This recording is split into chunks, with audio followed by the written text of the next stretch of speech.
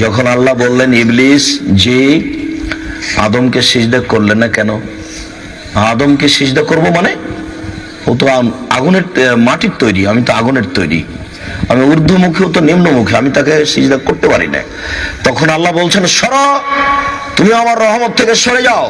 তখন ইবলিস বলছে হ্যাঁ সরে যেতে পারি, তবে একটা সুযোগ দিতে হবে, কিয়ামত পর্যন্ত আমার বেঁচে থাকার সুযোগ দিতে হবে, আর আমি আদম সন্তানকে ভুল পথে নিয়ে যাব এই সুযোগ দিতে হবে। তখন আল্লাহ বলছেন আচ্ছা ঠিক আছে, সেটাই হলো, তোমার বয়স কিয়ামত পর্যন্ত হলো।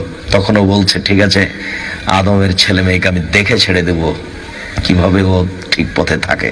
তার মানে আপনার মুখোমুখি তার একটা চুক্তি হয়ে আছে, সে আপনাকে যে কোনো মূল্যে জাহান্নামে নিয়ে যাবে, এটা তার দৃঢ় প্রতিজ্ঞা আল্লাহর সামনে।